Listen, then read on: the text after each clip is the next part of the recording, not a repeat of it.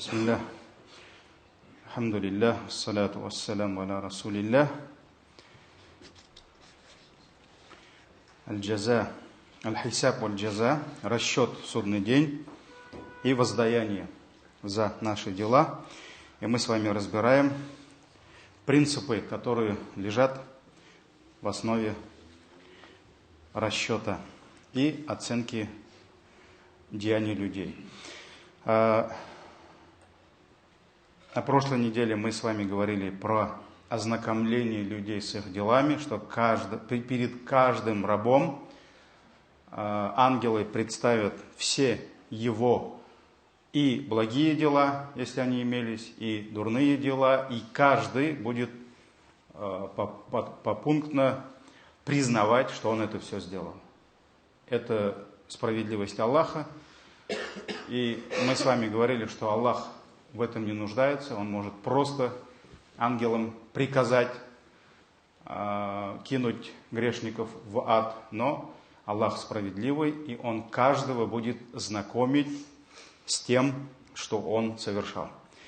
Сегодняшний принцип – это принцип, который показывает даже больше не справедливость Аллаха, а милость Аллаха. Милость Аллаха, потому что Аллах справедливый.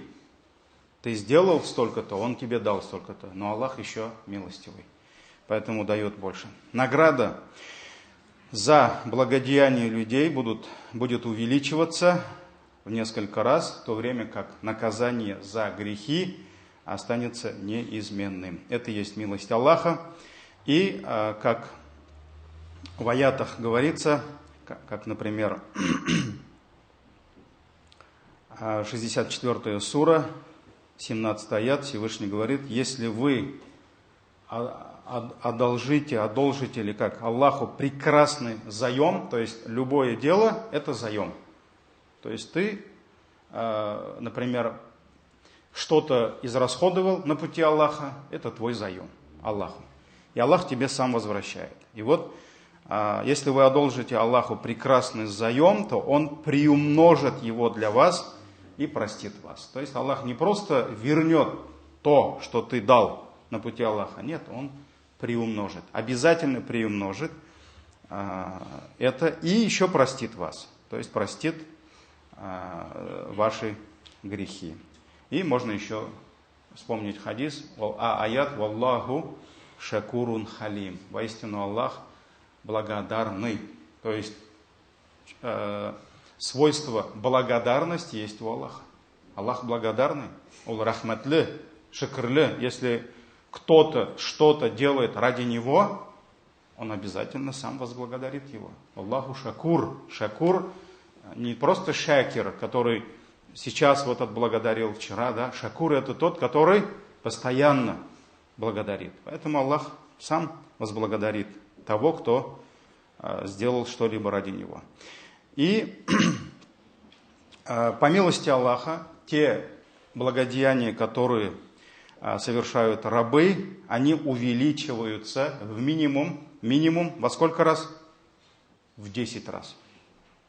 То есть ты совершил одно дело, Аллах по велению Всевышнего Аллаха, ангел минимум записывает 10 благих дел. То есть в 10-кратном размере, в 10 раз увеличивает. И поэтому в суратуль Ан'ам, в 160 аяте Всевышний говорит: кто придет с добрым деянием, то есть придет к Аллаху, вернется к Аллаху с каким-либо добрым деянием, тот получит 10-кратное воздаяние. То есть на самом деле он совершил одно дело, но получил за это, как будто он совершил 10 дел. Суратуль Ан'ам 160. И это минимальный порог. От 10 начинается. А что же касается дурного дела, то принцип какой? Ты сделал одно дело, тебе записалось сколько дел? Одно дело. Здесь Аллах справедливый. Здесь милостивый. Он больше дает. А здесь Аллах справедливый. Зуб за зуб, око за око.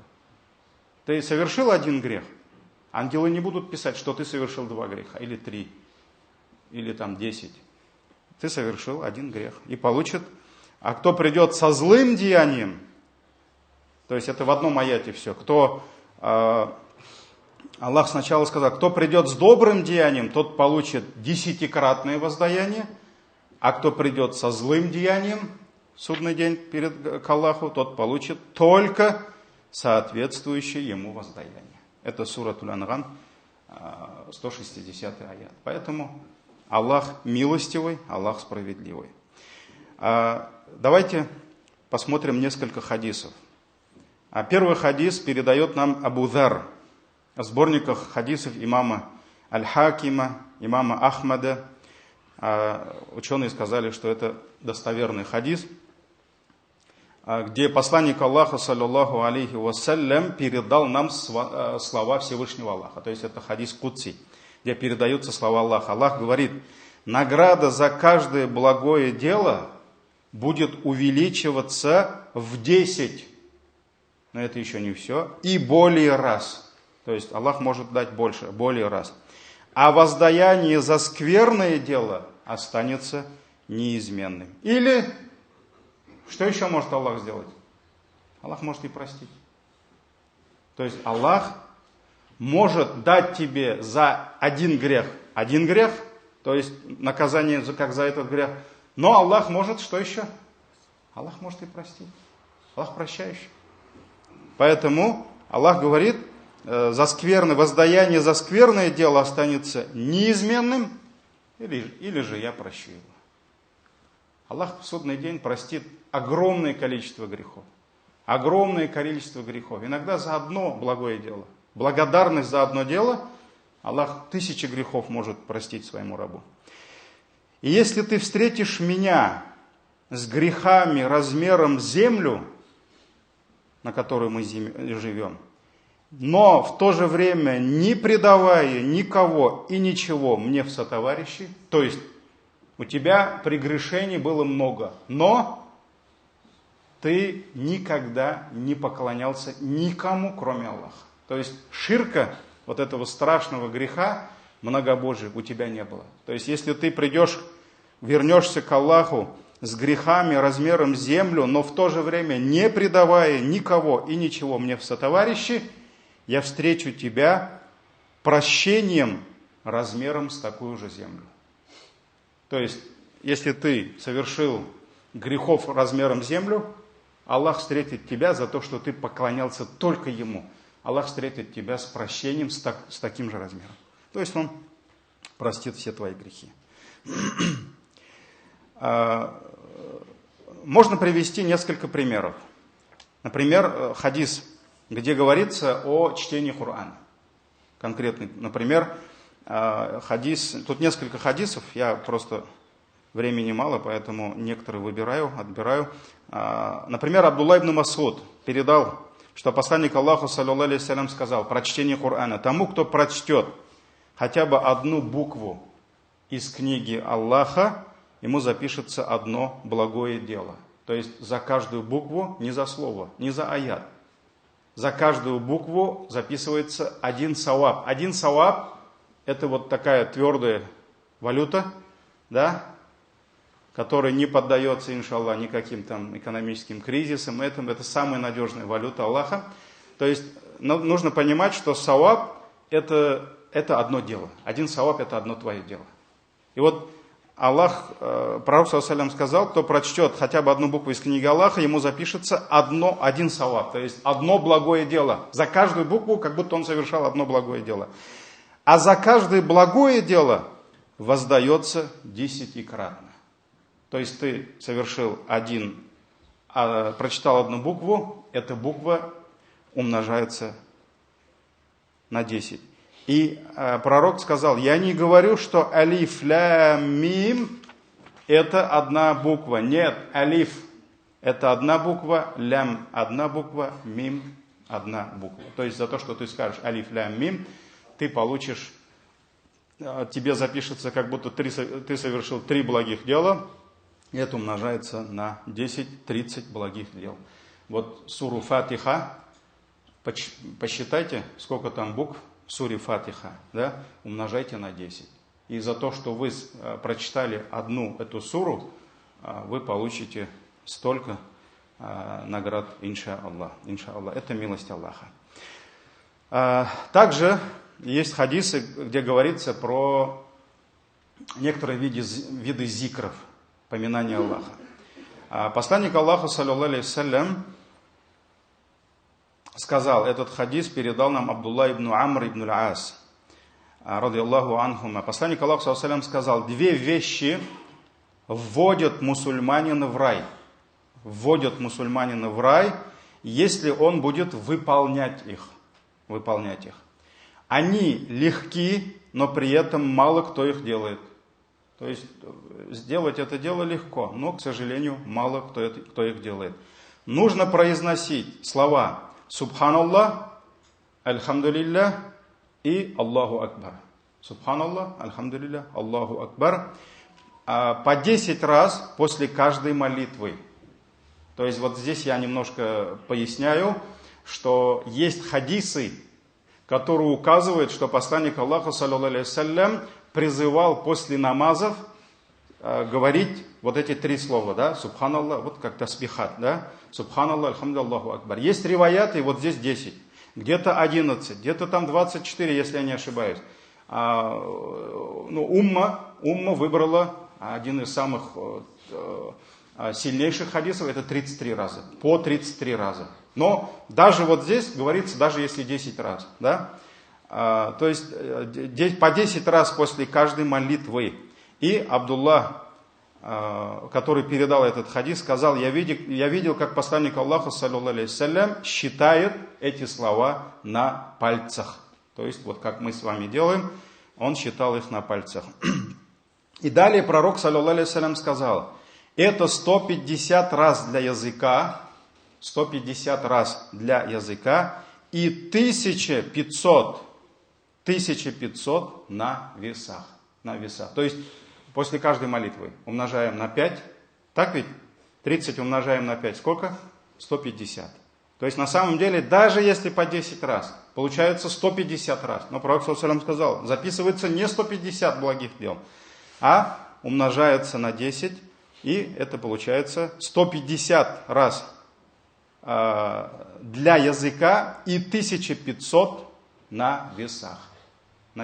А если взять 33 раза, то есть мы 99, 100 умножаем на 5, 500 на языке, вот эти зикры 500, а на самом деле на чаше весов мы умножаем еще 10 раз. То есть получается 5000 благодеяний запишется только тому, кто не будет пропускать эти зикры. Поэтому даже если вы куда-то спешите, даже если у вас какая-то встреча, там, на работу опаздываете, да, совершили намаз, даже если вы не успеваете, сидя, произнести эти зикры, тасбихат, можно их произносить, не знаю, по дороге в машину, в машине можно и так далее, и так далее. Но нужно стараться всеми силами не упускать эти награды, всеми силами, потому что умножается еще в 10 раз. Далее пророк, саллаллаху алейхи вассалям, сказал, то есть получается, это 150 раз для языка, и 1000, мы еще хадис не завершили, и 1500 на весах. И пророк, саллаллаху алейхи вассалям, продолжает, а когда будешь ложиться на свою постель, то произноси слова Субханаллах, Альхамдулиллах и Аллаху Акбар 100 раз. То есть, также, дорогие братья, кто не знает, по сунне есть молитвы, слова, которые пророк, саллаллаху алейхи вассалям, произносил и учил свою умму перед сном.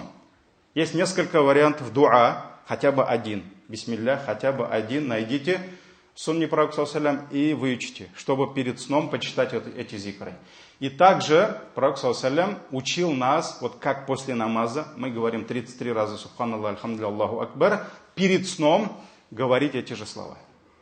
Это тоже сунна пророка, саллаллаху алейхи вассалям, и, к сожалению, мало кто их делает. И вот посланник Аллаха, саллаллаху алейхи вассалям, сказал 100 раз, это 100 раз для языка и 1000 на весах. То есть на чашу весов перед сном мы еще закидываем, да? Еще закидываем в наш баланс 1000 благих дел. И люди спросили,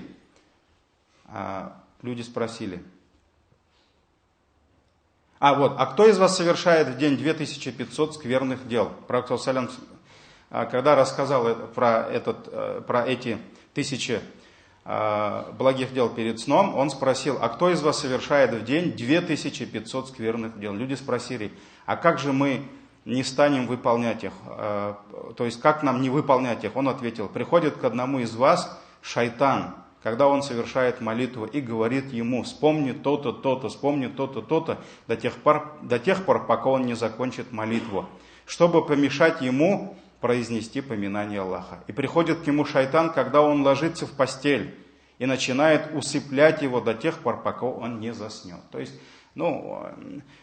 намаз, вот эти зикры, конечно, это огромное оружие против шайтана, и шайтан сделает все, чтобы сбить нас с толку во время намаза, чтобы у нас не было времени после намаза эти зикры делать, и чтобы мы быстрее уснули перед сном, да, может убаюкивать, там песни петь, да. То есть главное, чтобы мы эти зикры не делали. Этот хадис передал имам ан-Насаи и Тирмизи. Но эта тема, альхамдулилля, она очень интересная и большая, поэтому мы продолжим в следующий раз. Субханак Аллахумма бихамдик, шаду алла илляха илля анта, астагфирука ва атубу илейк.